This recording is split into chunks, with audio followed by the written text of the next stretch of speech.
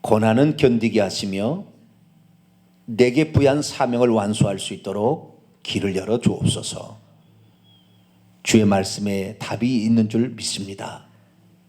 우리의 인생의 모든 문제의 답을 주님이 가르쳐 주셨으니 우리가 믿음으로 모든 문제를 극복할 수 있도록 오늘도 말씀을 통하여 믿음을 더하여 주옵소서. 주의 말씀을 듣고자 합니다. 이 시간도 저희들에게 말씀하여 주옵소서. 우리 주 예수 그리스도의 이름으로 기도하옵나이다. 아멘. 할렐루야. 네, 오늘 시간에는 회개와 천국 복음에서 부활의 복음과 하나 되어 라는 제목으로 말씀을 증거하기로 합니다. 한국교회에 신드롬이 있습니다. 춘천 한마음교회라는 김성노 목사님이 신무하시는 그 교회가 있는데, 춘천에 동면이라는 데가 있는데 저는 아직 가보지는 못했습니다. 시골의 교회라고 하는데 한 1,500명이 예배드리는 그런 예배당도 큰 공간인 것 같아요. 그런데 뭐 예배 공간이 크고 성도 수가 많고 이런 거 뭐 적고 이런 것이 문제가 아니고, 거기에 나오는 출석하는 성도들이 간증하는 것이 C채널이나 또 기독교 다른 TV에 이렇게 나오고 있거든요.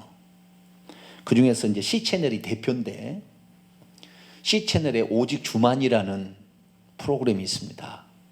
그 프로그램에 보면 자신들이 예수 그리스도, 부활하신 예수 그리스도를 만나서 변화되었다는 얘기를, 간증을 이렇게 합니다. 그래서 이번 주까지 해서 688회를 한 것 같아요. 약 700회 가까이를 간증자를 세운 거예요. 그러니까 간증자만 그 교회에 가득 차서도 뭐예요? 700명인 거예요. 교회에서 1000명이 있는데 100명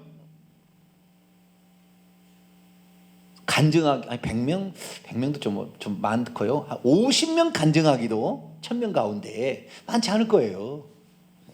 그런데 대체 그게는 어떻게 되었길래 그런 간증을 하는가? 그래서 이제는 그 부활의 복음 목회자 세미나를 하더라고요. 얼마 후에는 뭐 전북에서 또 하는가 봐요. 근데 어쨌든 거기에 나오는 간증자들이 목사들이 아니고 일반 평신도들이고 초신자들도 많아요. 아주. 그러니까 그 전에 우리가 복음을 증거해서 처음 예수 믿는 사람들이 많이 나오는 이러한 교회는 장로교는 좀 적었고요. 그렇게 해서 예수 믿는 사람이 순복음이나 이런 어떤 기적과 표적, 방언, 성령의 은사가 나타나는 쪽에 성도들이 새신자가 많았어요. 네. 표적이 있으니까. 그래가지고 이런 순복음 쪽이었었는데 지금은 거기는 침례교더라고요. 교단이 침례교에서 그 일을 하는 거예요. 그래서 참 특이한 케이스다라고 알려져 있습니다. 그래서 이 많은 사람들이 거기에서 도전을 받고 은혜를 받고, 그래서 우리도 춘천 한마음교회처럼 부활의 주님을 증거하자, 막 이렇게 목회자가 많이 도전을 받고 있습니다. 그래서 저도 그 방면에 관하여 이렇게 많이 생각을 해보고 또 간증들을 들어보고 거기에서 선포된 말씀들을 이렇게 들어봤어요.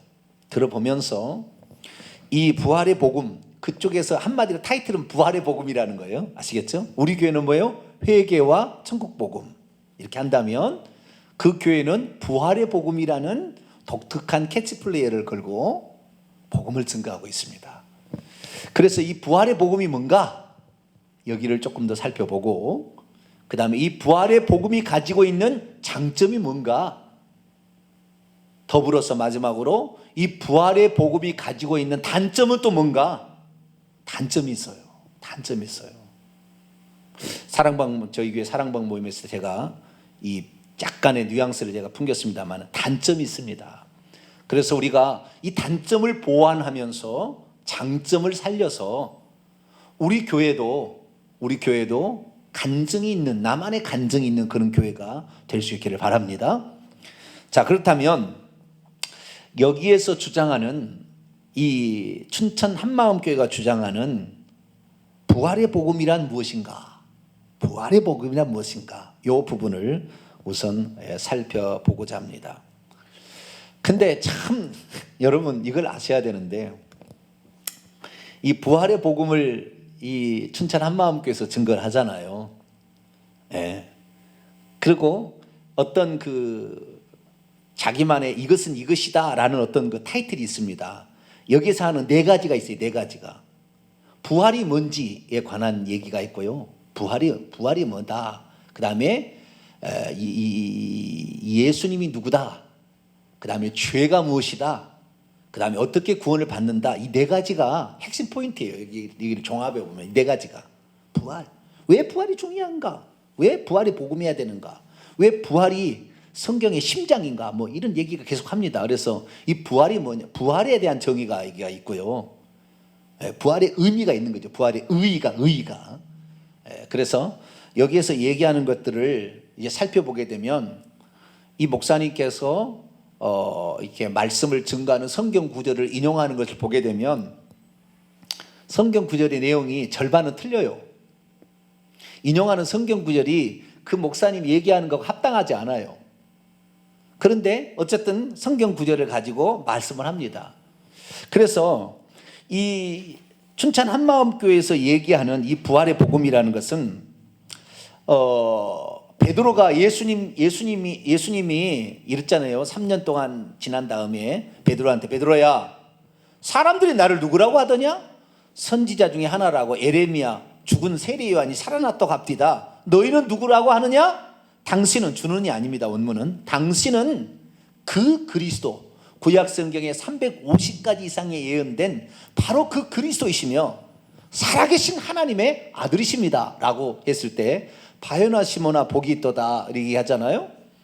그런데 이 베드로의 신앙 고백, 베드로가 예수님을 3년 동안 지켜보면서 결국에 그가 성령의 지혜로 말미암아 깨닫게 된 그것이 완전한 자기 체득되지는 않았어요. 그 순간에. 그러나 그가 3년 동안 따라다니면서 체득했던 예수님에 대한 신앙 고백, 이것이 당신은 그 그리스도고 살아계신 하나님의 아들입니다 라는 그 신앙 고백이 결국에 사람들을 구원하는 가장 핵심적인 신앙 고백이잖아요. 그렇죠? 그 고백만 있는 게 아니잖아요. 베드로의 신앙 고백만 있는 게 아니에요. 마르다 마리아의 신앙 고백도 있고 바돌로메의 나다나엘의 신앙 고백도 있습니다. 그리고 도마의 신앙 고백도 있고 신약에 들어와서 바울의 신앙 고백도 있습니다. 그래서 신앙 고백이 많아요. 그런데 그 중에서 이 베드로가 신앙 고백한 것이 참 기특하고 대단하다는 거예요. 사람의 인간의 혈통을 가지고 태어나서 배운 지식으로는 터득할 수 없는 것을 가졌다 하듯이 이 김성록 목사님이 얘기하는 부활의 복음도 일종의 신앙 고백과 같은 거예요. 그러니까 말해서 많은 이런 고백들이 있는데 그 중에서 어떤 독특한 신앙 고백이에요. 독특한 신앙 고백. 그런 것이지 이것이 성경적이다 말하기는 상당히 어려워요. 많은 절반 정도는 아닌 것 같아요. 그런데도 이 자기 나름대로 이 신앙 고백을 하는 거예요. 제가 지지난주에 얘기했을 때 마가복음 14장에 마르다 마리아 집에서 마르다의 집에서 예수님이 이렇게 식사할 때에 마리아가 와서 옥합을 깨뜨려 가지고 이렇게 머리털로 발을 씻겨드린 장면에서 그 300데나른 이상의 어마어마한 가치 있는 그것을 깨뜨린 것을 주님께서는 허비라고 얘기하지 아니하고 그것은 사랑이었다. 나의 장례를 위해서 준비해 준 고마운 일이다 라고 표현하심으로 허비가 아니라고 하는 것처럼 우리 주님에 관하여 거기에서 고백하는 것은 성경 구절을 가지고 얘기했는데 성경 구절이 절반은 안 맞아요. 저는 원문을 공부한 사람이잖아요. 원문을 10몇 년을 제가 했잖아요. 17년 이상을 제가 원문을 가지고 항상 하기 때문에 그분이 하는 구절을 보면은 엉뚱한 구절이에요. 그리고 그렇게 그들이 중요하게 여기는 그 부활의 복음의 핵심 구절들이 틀렸어요. 본문의 내용은 그런 내용이 아닙니다. 그런데 그렇게 의역해서 얘기를 해요. 그런데 그 의역해서 얘기를 한다 할지라도 누가 높아지는 거예요? 그리스도가 높아지는 거예요. 살아계신 그 예수님이 육체를 입고 오셨던 사람으로서의 신앙 고백을 말하는 게 아니라 거기서는 한 걸음 더 나갔어요. 부활하신 후에 그 예수님은 사람으로서 가지고 있는 그 직들을 뛰어넘는 또 다른 것이 있었어. 그것을 찾아낸 거예요, 여기서는. 그래서 그것을 가지고 그 부활의 주님이 우리의 인생의 주인이 되게 함으로 삶을 바꾸니까 이건 아무리 이렇게 많이 주장한다고 해서도 잘못됨은 없어요. 아시겠죠? 그러니까 그들 나름대로의, 쉽게 말해서 오늘날로 표현하자면 춘천 한마음교회 신앙 고백이다, 그렇게 하면 돼요. 아시겠죠? 그렇게 표현하면 쉬워요. 그렇지 그것이 온전히 성경에 입각한 그런 건 아니에요. 그런 건 아니에요. 그러나 거기서 좌우지간 자기들이 주님에 대해서 인생의 수많은 삶의 문제를 어떻게 하면 극복할 것인가 고민하고 여러 번의 시행착오 끝에 찾아낸 아주 보화 같은 귀한 것이에요. 그래서 그것은 이 예수님을 위해서 아무리 향기를 깨뜨려서 우리의 생각으로는 허비라 하지만 주님은 허비라고 하는 것처럼 우리 주님에 대해서 아무리 우리가 높이고 우리 주님에 대해서 아무리 그분을 좋게 한다 할지라도 그것이 나쁘지는 않은 거 아시겠죠? 그건 좋은 거예요. 좋은 거예요. 그래서 허비가 아니듯 우리 주님을 제대로 우리가 체험하고 느끼고 그 다음에 삶 속에서 그분을 알도록 해준 것은 잘한 거예요. 잘한 거. 그러나 그것이 온전히 성경적은 아니다. 100% 성경이 아니다. 그런 말씀입니다. 그래서 그런 거에 관하여 조금 더 제가 좀 살펴보도록 하겠습니다. 자, 그러면 춘천 한마음교회에서 얘기하는 부활의 복음은, 여러분 복음이 부활의 복음만 있겠어요? 부활의 복음이 아니에요. 예수님을 증거하라는 거죠. 아시겠죠? 예수님을 증거해야지 부활을 증거하는 게 아니라고요. 부활은 예수님에 대해서 증거하는 부분의 일부분입니다.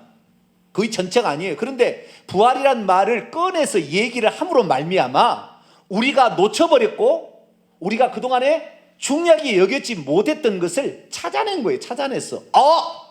그걸 듣고 보니까 이게 그렇구나 라는 사실을 알게 된 거예요. 그래서 그 나름대로의 그 교회에서 정말 숙고하고 노력하고 분투하고 기도하고 땀 흘려서 그동안에 좀 감춰져 있던 것을 좀 드러냈다고 할까요? 그런 것을 한 겁니다.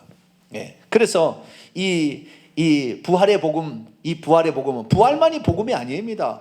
복음의 핵심은 예수 그리스도인데 예수 그리스도의 죽음과 부활이 복음의 핵심입니다. 할렐루야. 그렇기 때문에 부활만 얘기할 수는 없어요. 아시겠죠? 그럼 좀 강조를 이제 하는 거지요. 그래야만이 뭔가 우리가 새로운 시야에 눈을 뜨니까. 우선 복음에 대해서 보겠습니다. 로마서 1장을 봅니다. 로마서 1장. 복음이 뭐냐? 로마서 1장 2절부터 4절까지. 이 복음은 4절 끝에 뭐예요? 주 예수 그리스도라 이거예요. 아시겠죠? 복음 뭐라고요? 주 예수 그리스도에 관한 기쁜 소식입니다. 누구에 관한? 전능자가 왔다 갔다 하는, 전능자가 왔다 갔어요. 사람이 되어서 한때. 그 놀라운 기쁜 소식이죠. 아시겠죠? 그분이 누구냐? 그분이 무슨 일을 하셨느냐? 그게 중간에 나오겠죠. 자, 이 복음은 2절 보니까 이 복음은 하나님이 선지자들을 통하여 그의 아들에 관하여 미리 약속하신 것이라. 이것을 뭐라고 한다고요? 메시아에 관한 약속이다. 그렇게 하는 거예요. 아시겠죠? 구약의 선지자들이 뭘 약속했어요? 메시아를 보내겠다. 인류를 구원하기 위할 속죄 제물을 보내겠다. 메시아를 보내겠다라는 그런 약속이잖아요. 이 복음은 구약에서도 누구를 말하는 거예요? 예수님을 말하는데 그 예수님은 이러이런 자를 보내겠다고 하나님 약속한 것들이, 아시겠죠? 그런 건데 그것은 결국에 그의 아들에 관한 이야기입니다. 그의 아들, 하나님의 아들에 관한 이야기예요. 3절. 근데 그 아들은 육신으로는 다윗의 혈통에서 오실 것이고 그러면 성결의 영으로는 죽은 자들 가운데서 부활하사 능력으로 하나님의 아들로 선포되었으니 곧 우리 주 예수 그리스도라. 죽음과 부활, 그분이 누구냐? 하나님의 아들, 그리고 메시아. 그러니까 베드로의 신앙 고백이 다 들었죠. 그분은 그 그리스도시요 살아계신 하나님의 아들이다. 그렇죠. 예수님에 관한, 이 복음은 뭐냐면은 예수 그리스도에 관한 소식이에요. 그 예수 그리스도는 뭐 때문에 있다? 무슨 소식이냐? 인류를 구원하겠다는 소식이죠. 아시겠죠? 예수님을 통해 인류를 구원하겠다는 소식이에요. 그게 구원에 관한 기쁜 소식입니다. 그 뒤에를 더 볼까요? 16절 읽습니다. 시작. 내가 복음을 부끄러워하지 아니하노니 이 복음은 모든 믿는 자에게 구원을 주시는 하나님의 능력이 됨이라. 먼저는 유대인이요 그리고 헬라인에게로다. 그래서 구원을 주시는 거예요. 이 구원을 아시겠죠? 이 복음은 주 예수 그리스도를 통하여 우리에게 구원을 주시는 기쁜 소식인데, 이 기쁜 소식은 구약 성경에 이미 350가지 이상으로 선지자들을 통하여 계속 예언됐어요. 다윗을 통으로 올 것이다. 수많은 것을 이렇게 얘기했다 이 말이에요. 그래서 그 메시아와 하나님의 아들에 관한 소식이에요. 그런데 이 김성로 목사님은 부활의 예수님을 아주 중요하게 여기는 거예요. 부활의 예수님을. 그래서 우리가 이 놓쳐버렸던 이 공생애에 사람으로 존재했던 예수 그리스도를 거기에 멈춰 있는 우리들인데, 이분은 예수님을 하나님의 아들이라고 하지만 설명할 때는 전부 하나님으로 설명합니다. 말은 하나님의 아들이라고 해요. 그리고 설명을 어떻게 해요? 하나님이라고 설명을 해버려요. 전능자라고 설명합니다. 그분을, 예수님을.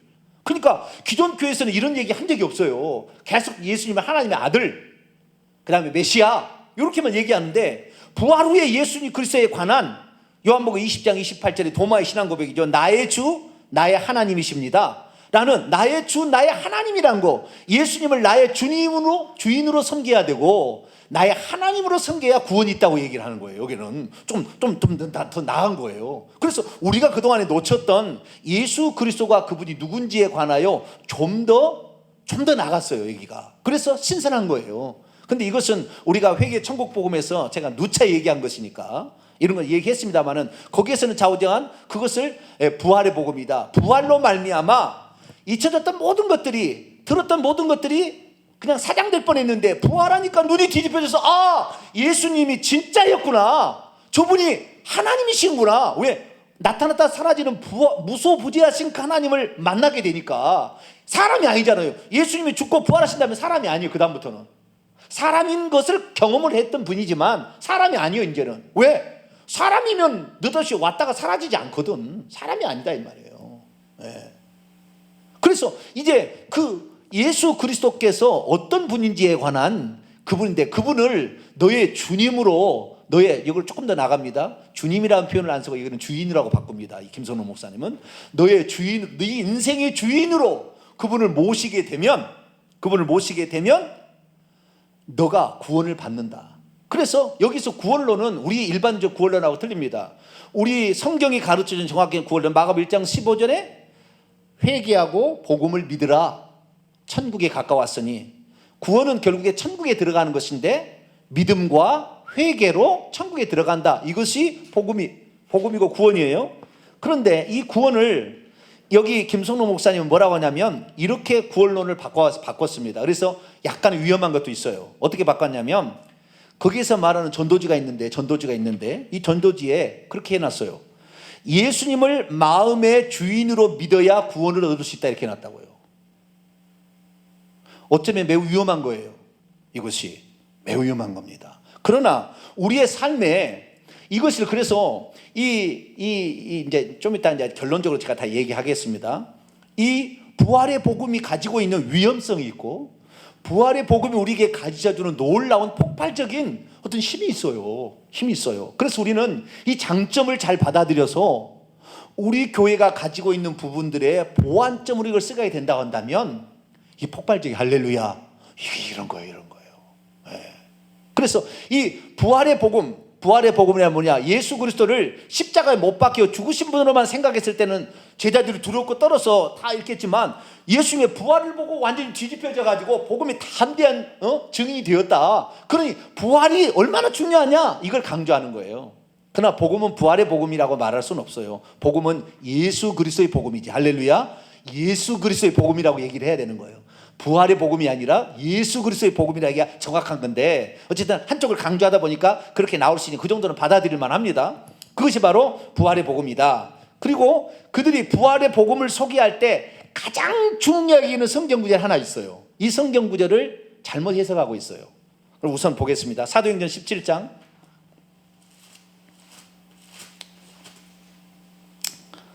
사도행전 17장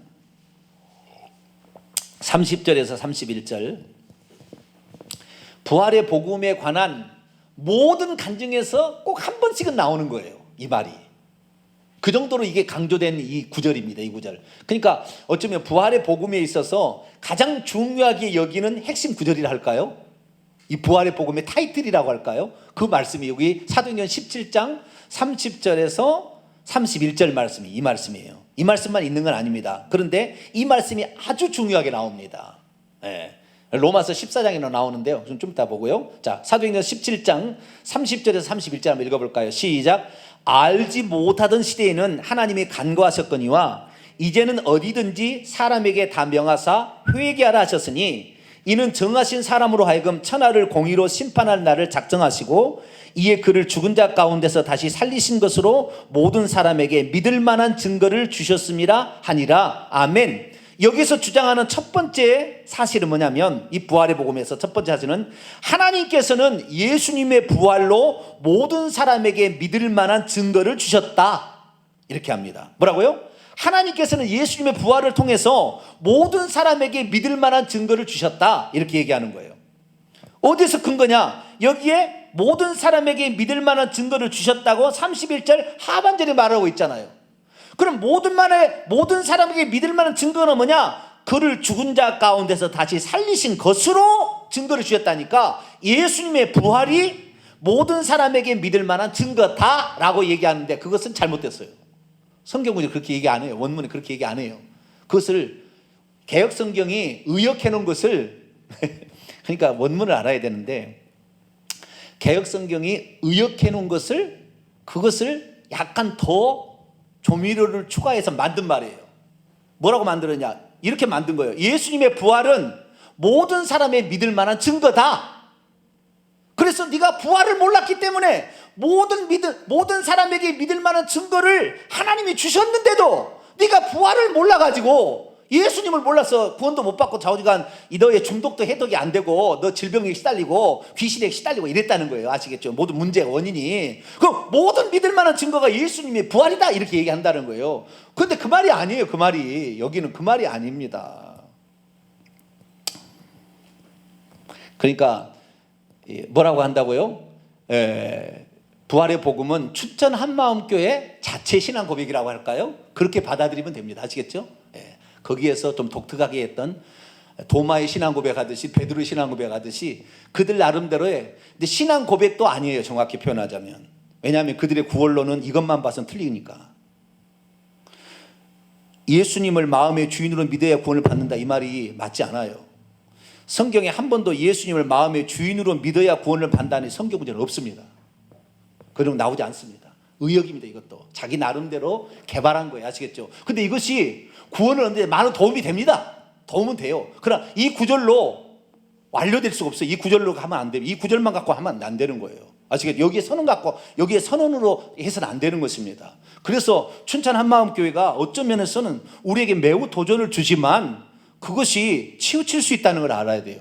정확히 성경 구절을 알아야 되니까. 자, 그러면 오늘 이제 여기 이 부활에 관한 모든 사람이 믿을 만한 증거, 예수의 그리스도의 부활, 이렇게 얘기하는데 그것이 아니라는 걸 제가 보겠습니다. 자, 30절 봅니다.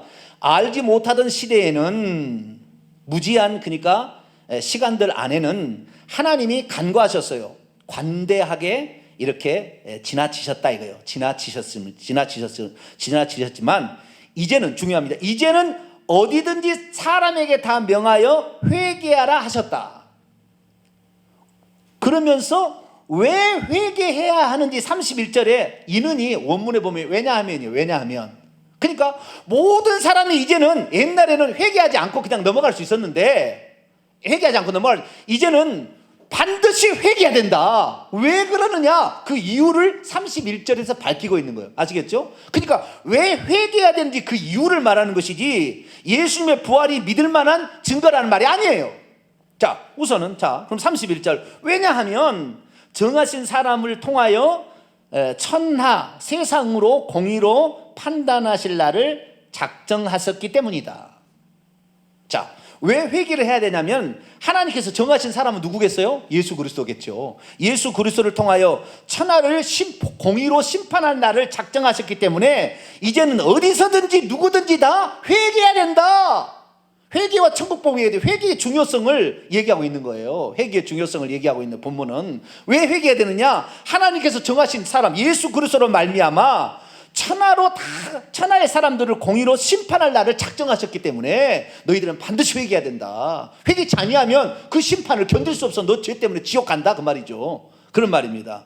그리고 이에 그를 죽은 자 가운데서 다시 살리신 것으로 모든 사람에게 믿을 만한 증거를 주셨다. 이 말은 의역이에요. 이 31절을 제가 원문을 직역해 볼게요. 원문을 직역해 봅니다.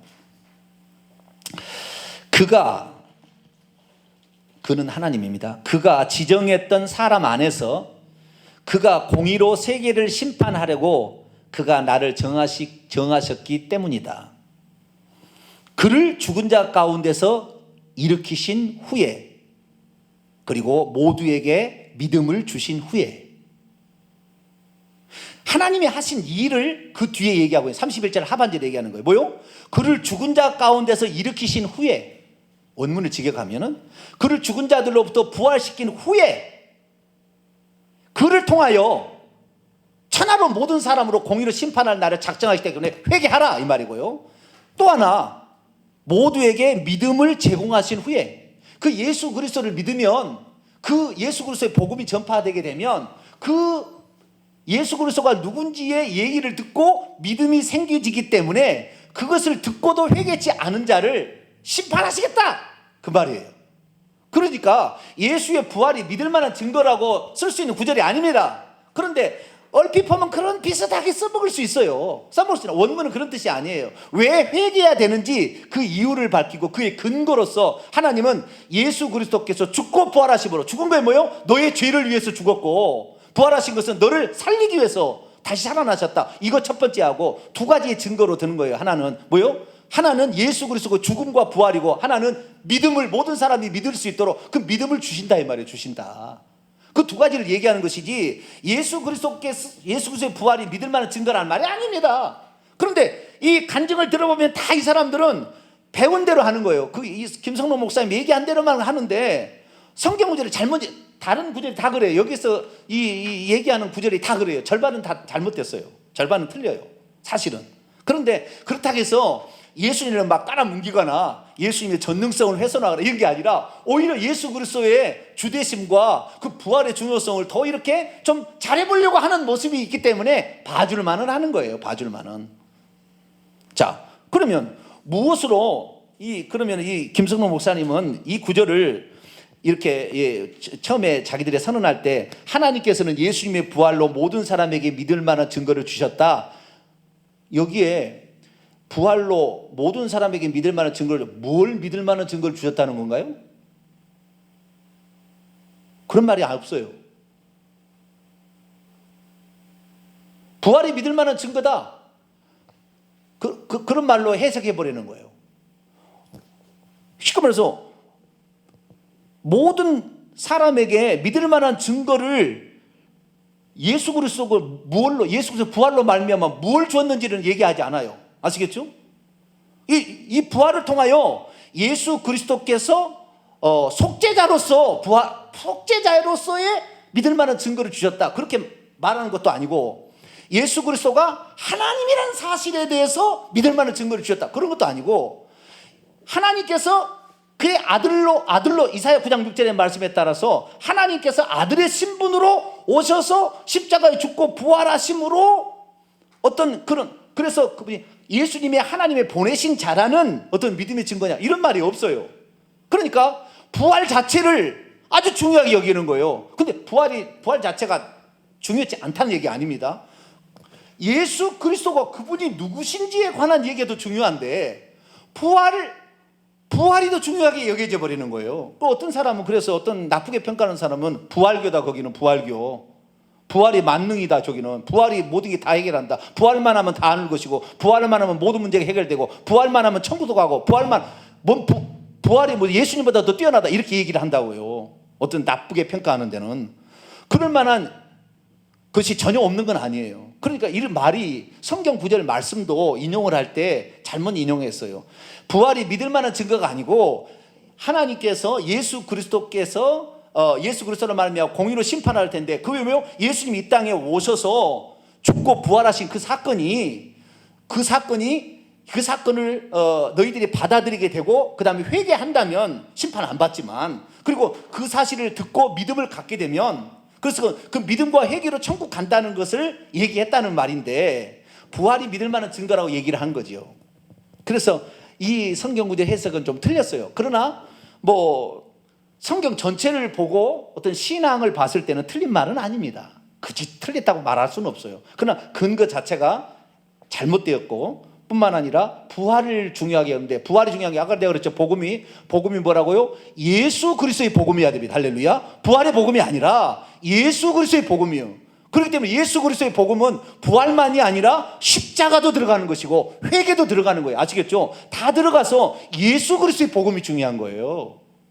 그래서 우리가 정확히 할 때, 우리가 이 부활의 복음이라는 것이 좀 위험성을 가지고 있다는 것을 우리가 감지는 조금 해야 됩니다. 그러나 예수 그리스도의 부활을 강조함으로 사람이 완전히 뒤집어졌다는 이 측면에 있어서는 매우 중요한 사실을 발견해낸 거예요. 매우 중요한. 지금 말해서 이 예수 그리스도께 죽고 부활하시지 않았다고 한다면 제자들은 그대로 끝났을 거라는 거예요. 그냥 예수 그리스도께서 그 죽음이 속죄의 죽음인지를 확인할 수 있는 방법이 없잖아요. 예수님이 다시 살아야 자기 죄로 죽지 않은 것이 표현이 되고 인류의 죄를 대신해 죽었다는 것이 표현이 되니까 이 부활로 말미암아 모든 것이 써져야 된다는 거예요. 그래서 이 김성록 목사님 주장은 뭐냐면, 예수 그리스도의 십자가가 너무 지금은 강조되고, 십자가만 얘기하다가 부활절이라 한번 딱 얘기하고 끝난다는 거예요. 그런데 그렇게 해서는 안 되고, 사도행전 역사는 부활 후의 역사이기 때문에 사복음서에 이 역사가 있으니까 적어도 이 부활의 복음이 십자가의 복음 이상으로 선포돼야 된다는 거예요. 그런데 지금의 교회는 십자가는 딥다 강조했다가 부활을 하루 한 번 딱 설교가 끝난다는 거예요. 그러니까 이 살아계신 그 부활에서 지금도 임마누엘 하시고 무소부지하시고 우리와 함께 하시는 그 예수님에 대해서는 너무 축소돼 버렸다는 거예요. 그분이 전능자고 그분이 창조주고 그분이 하나님이라는 것은 더 축소돼 버렸다는 거예요. 그래가지고 부활의 복음을 잘 모르는 사람들은 예수 그리스도 속죄만 그냥 막 이렇게 얘기하는데, 그분이 지금 살아서 내게 역사에서 내 문제를 해결하는 이쪽 측면은 약화돼 버렸다는 거예요. 구원에 관한 문제에 대해서는 예수 그리스도의 십자가의 속죄와 성령을 보내주셔서 이게 완성이 되지만, 실제적으로 우리의 삶의 모든 문제는 예수님이 현존 지금 내게 들어오셔가지고 나 삶 속에서 내 인생이 주인이 되어서 날 이끌어가면 어떠한 것도 우리를 이길 수 없다는 그쪽이 강조가 되는데, 이게 너무 약해졌다는 거예요. 그래서 이런 얘기를 하는 측면에서는 아주 대단한 거죠. 이 발견은 대단한 것입니다. 저희 교회에서 예수 그리스도를 두 가지 신앙 고백으로 바꾼 거잖아요. 하나는 베드로의 신앙 고백은 예수님이 육체를 입고 있을 때 예수님에 대한 신앙 고백과, 도마의 신앙 고백은 예수 그리스도가 죽고 부활하신 후에 예수가 대한 신앙 고백으로 우리는 정확히 두 개로 나눴잖아요. 그래서 우리가 신앙 고백할 때는 반드시 두 가지가 있어야 된다. 베드로의 신앙 고백, 주는 당신은 그리스도의 하나님의 아들입니다. 뿐만 아니라 더하기 당신은 주님이요 나의 주 나의 하나님이다.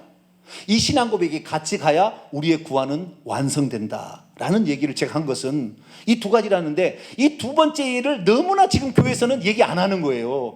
예수님을 하나님으로서는 뭐 같다 이런 식이지, 그분이 전능자라고 얘기하는 데가 어디가 있냐는 말이에요. 그런데 이 부활의 복음의 타이틀은 뭐냐면 전능자께서 이 땅에 오셨다 가셨다예요. 타이틀이 대단한 거예요. 예수 그리스도가 이분이 부활 후에 그 전능성을 회복하시고, 전지 전능성을 회복하시고 무소부재를 회복하셨다는 거잖아요. 이것을 선포하는 거잖아요. 원래 그분이 가지고 있던 것을 이 땅에 육신을 입고 오셔서 그것이 제한받으셨어요. 예수님은 피곤해가지고 주무실 수밖에 없었어요. 제자들이 풍랑 때문에 죽어가도 너무 피곤하니까 제안 받으신 거잖아요. 예? 제자들이 그 어느 날은 또 따로 보냈는데 풍랑을 만나서 막 뒤집어지려니까 죽을 거 막 하는 거예요. 그래도 순간 이동이 안 되잖아요. 주님은 순간 이동이. 그러니까 예수 그리스도께서 걸어서라도 가는 거예요. 무리로. 예? 그래서 육체의 제한을 받으신 거예요. 예? 그래서 그 육체의 제한을 받으신 것이 완전히 사라지고 이제는 무소부재 동시 존재가 가능한 놀라운 존재, 할렐루야. 그 존재로 바뀌었다는 것을 암암리에 얘기하고 있어요. 내용에서는. 그러니까 예수님을 하나님의 아들이라고 얘기하지만 실제로 설교하는 내용 보면 예수님을 하나님이라고 얘기한다고요. 계속 그렇게 얘기한다고요. 그분을 전능자라고 얘기한다고요. 그러니까 이 놀라운 세계를 발견하는 거예요. 우리는 이것을 이미 알게 됐으니 얼마나 축복받은 교회예요. 할렐루야. 이게 그냥 떼떨어진 게 아닙니다. 이게 여기서 가장 이 부활의 복음 외치는 이 부활의 복음에서 가장 큰 것은 뭐냐면은 방금 얘기한 두 번째, 여기에 부활의 복음은 네 가지 타이틀 소재가 있다겠죠. 하나는 부활, 두 번째는 예수님, 그 다음에 죄, 그 다음에 구원, 이 관한 이야기가 있는데 첫 번째 부활, 이것은 조금 위험성이 있어요. 예수 그리스도의 복음이라 해야 되는데 부활의 복음이라고 함으로 어떤 측면을 약화시킬 문제가 있고, 부활이 모든 사람의 믿을 만한 증거라는 것이 아닌데 그 구절이 그런 뜻이 아니었는데 그 구절을 인용한다는 약점이 있습니다. 그걸 알으시면 되겠고요. 두 번째는 예수 그리스도에 관한 거예요. 아주 이건 장점이에요. 이건 장점이에요. 그럼 예수 그리스도를 어떻게 하냐면은 부활하신 예수님은 창조주 하나님이시며 우리의 주인이십니다. 이렇게 그들은 고백하게 합니다. 기존 교회에서는 이렇게 안 하죠. 예수님은 베드로의 신앙 고백만 합니다. 그 그리스도시요 살아계신 하나님의 아들입니다. 그렇게 고백하는데 여기서 예수님 어떻게 고백을 시킨다고요? 예수님은 창조주 하나님이시며 우리의 주를 주인으로 바꿉니다. 주를 주인으로 바꿔요. 그런데 이것은 틀린 거예요. 좀 이따 제가 얘기하겠습니다. 그런데 어쨌든 나의 주, 나의 하나님이라는 도마의 신앙 고백을 거기에다가 창조주까지 더 붙여버렸잖아요. 그 다음에 타이틀에서 전능자라고 얘기했잖아요. 전능자께서 이 땅에 오셨다 가셨다 얘기하시므로 예수 그리스도를 전능자와 창조주, 하나님, 그 다음에 주인이라는 이 네 가지로 표현을 합니다. 여기에서는. 그러니까 그 예수 그리스도 그분을 모시게 된다면 어떠한 귀신의 침범도 이길 수가 있다는 게 확 들어와요. 이거 믿음이 들어가게 되니까. 그냥 하나님의 아들 정도로 우리를 위해서 십자가에 죽으신 분이구나, 불쌍하지만 너무 힘드셨는데 고생 많이 하셨네요, 이 정도로 우리가 과거에 믿는다 한다면 그분이 하나님? 그리고 그분이 무소부지하시고 나와 함께 하시면 내가 감옥에 갇힌들 저들이 나를 이길 수 있어?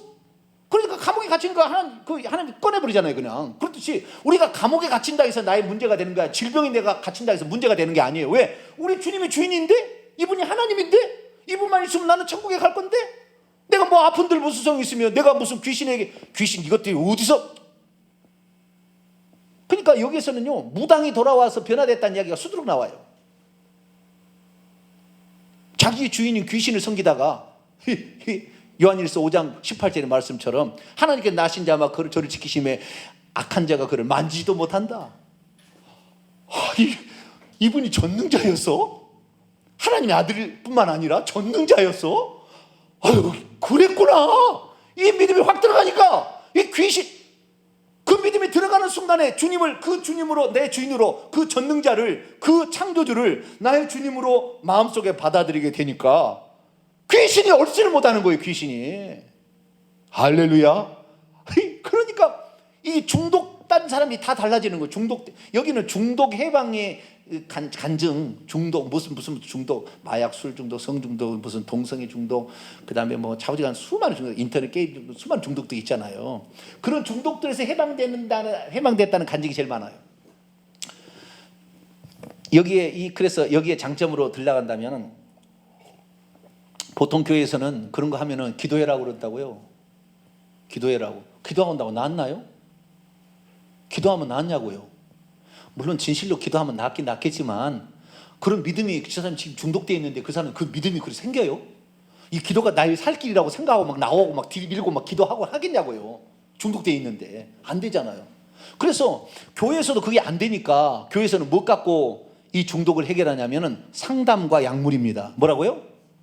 상담과 약물을 들여와요. 그래서 교회 목사님도 상담학을 가서 배우고 그 다음에 병원 약물 치료할 수 있도록 소개해 준다고요. 이것이 교회의 실정입니다. 그런데 여기에서는 이 중독을 부활하신 그 그리스도를 나의 주님으로 나의 주인으로 받아들이게 되는 것으로 해결을 해버려요. 놀라운 해결이에요. 그 수많은 상담가가 필요 없게 되고 그 수많은 약물이 필요가 없게 돼요. 약물로도 치료가 안 되면 약이 떨어지면 다시 또 할 거거든요. 저 도박장에 갈 거거든. 도박 중독은 손이 잘라져도 가잖아요. 차를 팔아먹어도 가잖아요. 자기 차 끌고 가서 그걸로 대부해가지고 돈 내가지고 차를 없어서 거기서 자살하고 죽을지언정 도박을 하잖아요. 그런데 그 도박을 한 사람이 이 부활의 주님이 전능자요 창조주요 하나님이라는 사실을 깨닫는 순간, 그분을 나의 주님으로 깨닫고 주님으로 모시는 순간 어떤 중독도 나를 이길 수가 없는 거예요. 그리고 다 나와버려요. 이렇게 막. 그것이 간증이에요. 우리들도 예수 그리스도를 창조주 전능자로 온전히 섬기게 되길 축원합니다. 부활하시니 그분은 그분이에요. 하나님의 아들이 아니고 부활하신 후에는 하나님이시다 이 말이에요. 그래서 이 그분을 우리가 마음속에 확실히 영접해야 된다 이겁니다. 자, 그래서 여기는 오직 부활하신 예수 그리스도의 부활을 핵심으로 강조하다 보니까 모든 것을 이 부활로 풀어요. 그래서 이 예수님도 부활하신 예수님이 이렇다고 설명합니다. 그러니까 틀린 건 아니죠, 그죠? 부활하신 예수님이 창조주 하나님이고 우리의 주인이다 이렇게 표현하는 겁니다. 부활하시기 전에 사람으로 오신 예수 그리스도는 그리스도요, 하나님의 아들이요, 그 다음에 또 뭡니까? 선생님이요, 다윗의 자손이요 이렇게 할 수 있겠죠. 그런데 이 부활하신 예수님을 이쪽을 강조하는 거예요. 아시겠죠? 많이 이쪽을 강조하는 거예요. 대단한 겁니다, 이 발견이. 네, 이렇게 얘기하는 거예요. 그 다음에 세 번째는 죄에 관한 것인데요. 죄에 관한 것을 푸는 건지인데, 그건 죄를 뭐라고 하냐면은 하나님께서 전능자가 우리를 구원하기 위해서 왔다 가셨는데 이분을 믿지 않은 것이 죄라고 그래요. 우리는 죄를 어떻게 푸냐면 하나님의 뜻과 어긋난 삶과 행위, 생각이나 마음 이런 것들을 죄라고 그럽니다. 하나님의 뜻에서 어긋난 거 아시겠죠? 이걸 죄라고 그러는 거예요. 그래서 이 죄를 아담이 첫 번째 지은 죄로 말미암아 사람 속에 내재된 죄를 원죄라고 표현하고 죄된 본성이라고 얘기를 하고, 이것이 밖으로 표출되는 것을 자범죄, 죄들이라고 표현을 합니다. 성경에는 그렇게 표현하는데 여기에서는 그렇게 표현하지 않고 원죄를 뭐라고 하느냐, 원죄를 뭐라 하냐, 예수 그리스도 하나님께서 전능자가 우리를 구원하러 오셨다 가셨는데 그분을 믿지 않는 죄가 지옥 갈 죄고 그분을 믿지 않는 죄가 원죄다 이거예요. 거기서 그렇게 가르쳐요. 한쪽 면에서는 좀 신학적으로 좀 이상한 쪽으로 가고 있기는 있습니다만은, 그러나 궁극적으로 우리가 하나님이 우리를 구원하러 오신 그 예수 그리스도를 믿지 않으면 결국 지옥 가는 거니까 결론적으로는 맞아요. 틀린 건 아니에요. 그렇죠? 결론적으로는 맞지만, 그러나 이렇게 됨으로 말미암아 여기에서 위험성이 있는데, 여기에서 위험성은 우리 교회가 가지고 있는 커다란 장점으로 다 해결돼 버려요. 싹. 여기서는 예수 그리스도를 주인으로 여기서는 죄를 두 가지로 표현하는데, 예수 그리스도를 불신자의 측면에서 말하자면 예수 그리스도를 믿지 않는 죄를 죄라고 그러고, 예수 믿는 사람에게는 그분을 믿기는 믿었으나 나의 주인으로 섬기지 않은 것, 나의 주인으로 섬기지 않고 내가 주인으로 살았던 것, 이것을 죄라고 그러는 거예요. 그러니까 불신자가 예수 그리스도를 안 믿은 죄는 원죄가, 우리가 말하는 원죄에 해당하는 것이고, 예수 그리스도를 믿는 자가 예수님을 주인으로 섬기지 않고 내가 주인 돼서 사는 것을 자범죄라고 얘기를 하는 거예요. 그 열매들이 많다는 거예요. 수많은 열매가 있다는 거예요. 그래서 이 두 가지를 정확히 알아보면 예수 그리스도를 너의 주인으로 영접하고 그리고 그분을 따라서 살게 되면 원죄와 자범죄가 다 해결된다는 거예요. 여기에서는 어쩌 면에서는 일리가 있는 말이지만, 어떻게 이것이 나중에 잘못될 수 있냐면은, 부활하신 주님만 믿고 있으면 회개치 않아도 천국 간다는 잘못된 생각으로 갈 수 있어요. 위험성이 아주 있어요. 부활하신 주만 있으면, 쉽게 말해서 부활하신 주님으로 세뇌 당해버리면 나는 천국 간다고 착각할 수가 있어요. 사람은 예수 그리스도를 제외하고는 온전한 사람 없어요. 부활의 주님으로 간증한 사람이 그 후에는 얘기를 안 하잖아요. 그 뒤로 어떻게 됐는지 얘기 안 하잖아요. 우리는 회개가 필요합니다. 예수님이 가르치는 거여야 돼요. 예수님이 가르치는. 그런데 그러면 어디에서 이런 성경 구절이 있습니까? 어디에서 이런 말이 있습니까? 라고 성경 구절을 찾았는데 이 성경 구절이 틀렸어요. 여기 이 죄가 무슨 죄냐 이런 거에서 구절을 찾아줍니다. 자, 보겠습니다. 자, 요한복음 16장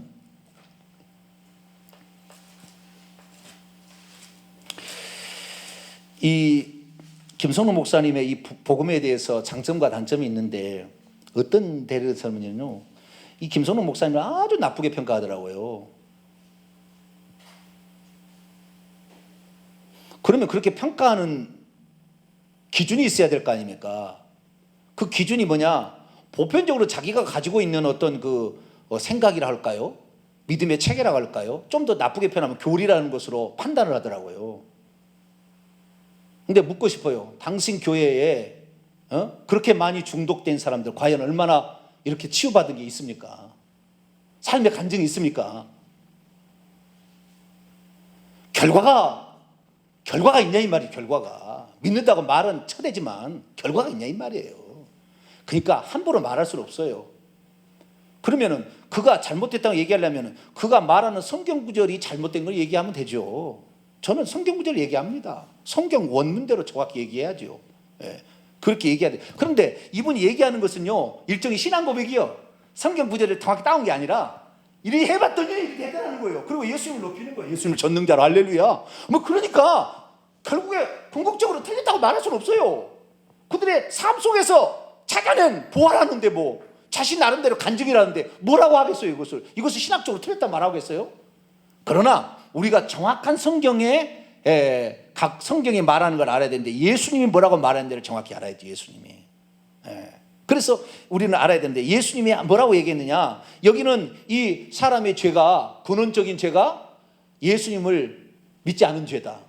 그 다음에 이미 믿는 사람들은 자기가 주인 되어서 예수님을 주인으로 믿지 않는 죄다, 이렇게 얘기한다 이 말이에요. 그 근거는 뭐냐, 이 요한복음 16장 9절을 얘기하는 거예요. 16장 9절을. 자, 읽어봅시다. 시작. 죄에 대하여라면 그들이 나를 믿지 아니하며. 자, 죄가 뭐냐? 그들이 나를 믿지 아니하며, 이렇게 얘기하고 있잖아요. 그렇죠? 그렇기 때문에 이 성경 구절을 정확히 인용을 해야 되는데 김성로 목사님 보태는 거예요. 예수 그리스도를 너의 주인으로 믿지 않은 죄라고 바꿨어요. 그런 말 없습니다. 여기에 어디에 그런 말이, 주인이라고 말이 어디가 있어요? 주님으로 믿지 않는 죄라고 어디가 나와 있어요? 나와 있지 않습니다. 그런데 그것을 자신의 가지고 있는 이 어떤 신학적인 사상을, 이 신학적인 사상보다도 그들의 삶의 문제를 해결하는 열쇠를, 선언을 맞다고 하기 위해서 이 성경을 이용하는데 그게 아니에요. 이 성경을 이용하면 안 돼요. 예. 왜냐하면은 죄에 대하여라면 그들이 나를 믿지 아니하며, 그 다음 구절 보세요. 의에 대하여라면 내가 아버지께로 가니 너희가 다시 나를 보지 못하며. 여기서 이 그들이 나를 믿지 아니하며라는 말이 있잖아요. 그렇죠?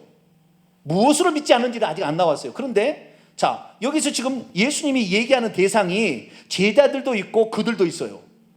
10절에는 너희, 제자들을 가리키는 말이에요. 제자들, 지금 너희. 이 요한복음 14장, 15장, 16장은 예수님이 성만찬을 끝내시고 이제 죽으러 나가시기 전에 제자들에게 마지막 유언처럼 하는 얘기입니다. 그 마가다락방에서. 그 다음에 17장에 마지막으로 아버지께 대제사장적 기도를 하고 이제 나가는 거예요. 그래가지고 겟세마네 동산에 가서 이제 붙잡히는 거예요. 그리고 마지막 주는 말씀인데 여기서 그들이 믿지 않은 죄예요. 그들이. 그 다음에 의인은 너희가 이렇게 얘기하고 그 제자들을 얘기한다고요. 그러면 그들이라는 것은, 여기서 그들이라는 건 뭐냐면 예수님 지금 그들이라는 것은 유대인들이라고 크게 표현할 수 있고 조금 더 지목해버리면 대제사장과 서기관과 바리새인과 이런 사람들이에요.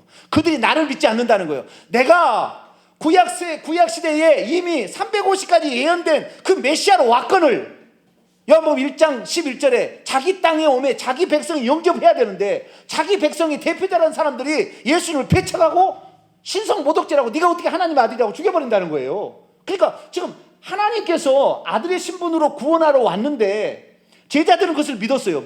제자들은 그걸 믿었는데 그들은 믿지 않는다는 거예요. 그들은 뭐요? 내가 지금 내가 전능자가 구원하러 지금 왔는데 그것을 하나님이 보낸 분이라는 거예요. 너희를 구원하기 위해서 하나님이 보낸 분이고 내가 사실은 너희를 구원하기 위한 여호와다. 이거 요한복음 8장에 하잖아요. 자, 요한복음 8장을 하나만 더 볼까요?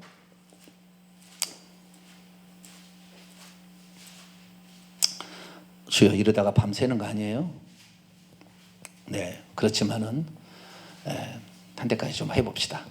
자, 요한복음 8장 아주 중요한 얘기가 나와요. 여기에 보면 8장에 24절을 보면 25절까지 보면 그들이 어떤 생각을 가지고 있는지, 믿지 않은 것이 뭘 믿지 않은 것인지에 대한 중요한 내용이 나옵니다. 중요한 내용이 나오는 거예요. 자, 읽습니다. 시작. 그러므로 내가 너희에게 말하기를 너희가 너희 죄 가운데 죽으리라 말하였노라. 너희가 만일 내가 그인 줄 믿지 아니하면 너희 죄 가운데 죽으리라. 그들이 말하되 내가 누구냐? 예수께서 나는 처음부터 너에게 말하여온 자니라. 내가 그니라는 말은 I am, 에고 에이미. 이건 출애굽기 3장 14절에 모세가 하나님 부를 때 하나님 누굽니까? 나는 나다. 나는 스스로 있는 자다. 그 말을 똑같이 예수님 표현한 거예요. 다시 말해 내가 한 분 하나님이다. 내가 하나님이다. 구약에는 여호와로 나타났던 하나님이다. 그런 말이에요.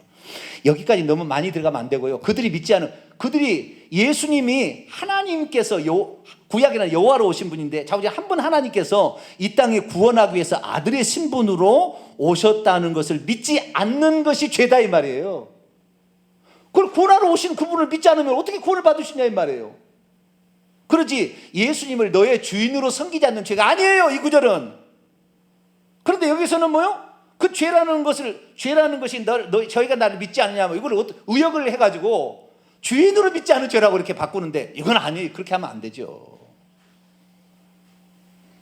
미안합니다만은 성경 구절에서 예수 그리스도께서 나를 주인으로 믿지 않으면은 구원받지 못한다 얘기를 한 적이 없어요. 그렇게 얘기한 적이 없어요. 주님이 나를 주인으로 믿지 않으면 너희들 구원받지 못한다. 나를 주인으로 믿지 않으면 너희들 죄사함이 없다. 그런 말 한 적이 없어요. 정확히 주라고 얘기했지 주인이라고 얘기 안 했다고요. 주인은 마스터라면 주인은 로드예요. 영어로 표현하면 틀린 말이에요. 그런데 우리의 삶이 정말로 이 성령으로 나와 함께 예수님이 한다는 사실을 주인이라는 글자로 바꾸어서 해석을 하면 훨씬 더 나의 삶에 예수님이 주인으로서 활동할 수 있기 때문에 예수님을 주인이라고 표현하는 것이 좋긴 좋아요. 그러나 그런 구절은 아니라 말이에요. 구절이. 이게 제가 우리 다락방 모임에서 얘기한 게 절반은 틀렸다는 게 그거예요. 다른 구절도 다 마찬가지입니다. 그렇게 다 자기의 입맛대로 바꿔서 설명을 해주는 거예요. 그렇다고 해서 이 사실 자체가 틀린 건 아니에요. 이 정의들이 아시겠죠? 이 정의들이 틀린 게 아니고 이 정의들이 진짜 우리가 주님을 알아가는데 아주 중요한 정의들이에요. 아시겠죠? 오늘날 성령께서 김선호 목사님을 통하여 말하고 있다고 표현할 수 있어요. 쉽게 말하면 오늘날 우리에게 맞게끔 성령께서 그때 그 시에 주시는 말씀이라고 표현하면은 레마라고 표현한다면은 틀린 말은 아니에요. 이 말은. 그러나 예수님이 직접적으로 그렇게 얘기하지 않았다고요. 예수 그리스도 그분은 뭐예요? 구약 성경에 그렇게 예언되어 왔는데 너희들이 그들은 믿지 않는데 너희들은 제자들은 믿었으나 그리스도라고 고백했잖아요. 하나님의 아들이라고. 그런데 그들은 끝까지 너는 하나님의 아들 아니야. 하나님 아니야. 너는 메시 아니야. 계속 이렇게 거부했거든요. 하나님 보낸 자가 아니다. 너는 죄인이다. 계속 예수님을 그렇게 했잖아요. 그들이 그것을 믿지 않은 것이 죄라는 거예요.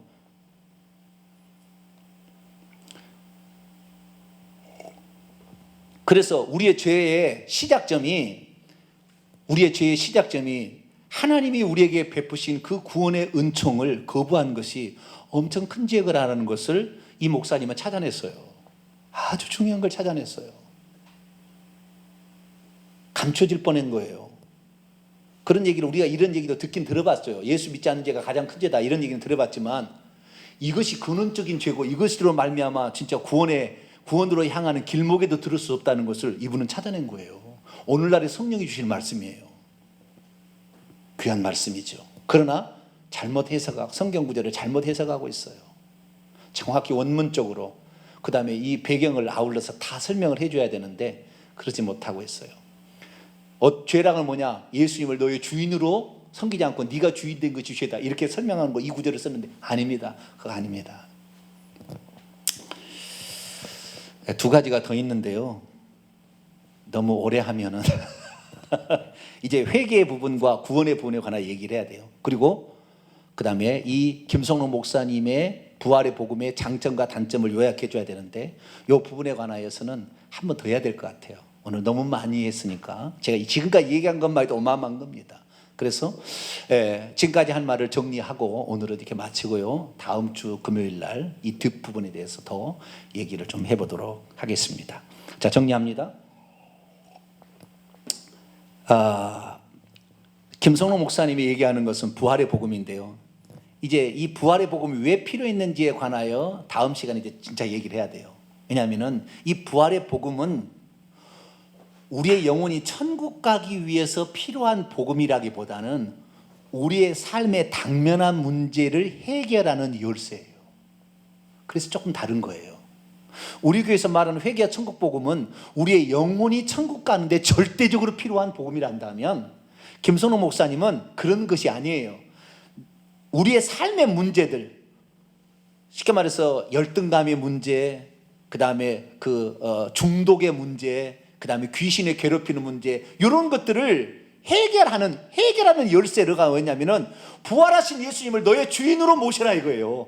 그분이 단지 부활하신 주님이 예수님이 아니라 이분이 전능자고 이분이 창조주니까, 너가 그걸 모시게 되면은 너의 모든 삶을 그분이 인도할 것이고 너를 보호할 것이며 너의 모든 중독에서 너를 건져낼 것이며 너의 어떤 아픔도 너를 이길 수 없을 거라는 그 믿음으로 삶의 문제를 해결해 주신 예수님을 표현하는데 구원이라는 걸 갖다 쓰니까 조금 이상해요. 이상한 게 있어요. 약점이 있어요. 그러나 여기서 중요한 건 뭐냐면, 이분이 얘기하는 것은 우리의 삶의 문제를 부활하신 예수 그리스도를 나의 주인으로, 그분이 전능자를 나의 주님으로 모심으로 우리는 그것을 그렇게 하지 않았기 때문에 늘 귀신에게 시달리고 죄를 지어가지고 결국에 뭐예요? 죄를 지어서 그것 때문에 우리가 실패하고 어려움도 있고 우울증에 걸리고 수많은 중독에 걸리고 이런다는 거예요. 그래서 이 김성록 목사님 찾아온 것은 삶의 실제적인 문제들을 해결해서 그것을 가르쳐 줘야만이, 예수 믿지 않는 사람은 여기에 관심이 있다는 거예요. 지금 우울증을 어떻게 극복할 거냐, 중독을 어떻게 극복할 거냐, 귀신의 음성을 들리는 거 자살해라, 너는 27살에 죽는다고 뺀다 해서 27살 죽으려고 준비하는 사람들이 어떻게 해방될 거냐, 자기도 그런 생각하는 사람들이 관심이 있잖아요. 장애들, 수많은 것들을 가지고 있는 사람이 어떻게 그 장애를 극복할 거냐, 암에 걸렸는데 과연 비관할 거냐, 거기를 기쁨으로 죽이기 많이 할까, 이런 것들 다 해결해 주는 거예요, 삶의 문제를. 그러니까 이 불신자들은 이 김성록 목사님 얘기하는 부활의 복음을요 무진장 좋아하는 거예요. 왜? 거기에 내 문제가 있다고 생각하니까, 거기에 내 문제를 해결한다고 생각하니까. 그러나 이 문제를 아무리 해결해도 사람은 죄인이기 때문에 죄 짓습니다. 회개치 않으면 지옥 간다니까요. 그러니까 여기 약점이 있어요. 여기 약점도.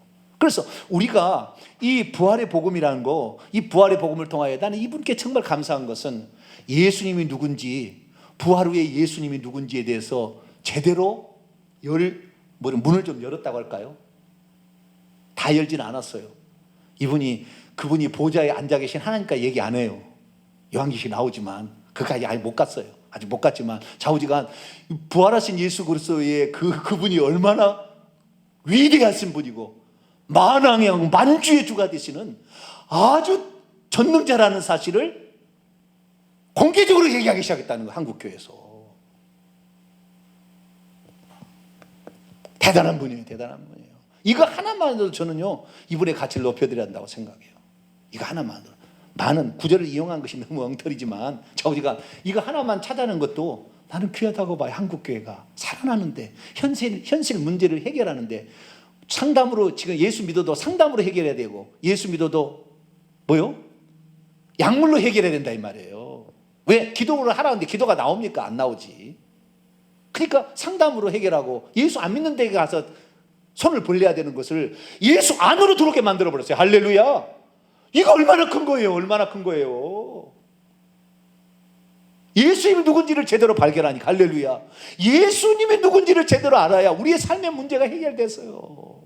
이 예수님을 누구로 믿느냐, 이 믿음과 그 다음에 우리의 삶에 나타나는 원죄와 자범죄를 회개하는 이 회개를 통하여 우리는 이 땅의 문제도 해결하고 그리고 천국에도 들어가는 할렐루야. 이 두 가지 이 땅의 삶의 문제 해결과 천국의 문제를 다 해결해 주는 이 부활의 복음과 회개 천국 복음이 여러분의 것으로 뼛속 깊이 새겨져서 삶의 모든 문제에 간증을 만들어가고 그리고 천국에 죽어서는 천국 들어가는 자 여러분 되시기를 간절히 축복합니다. 거룩하신 하나님, 감사 찬양과 영광을 주님 앞에 돌립니다. 우리가 안다고 하지만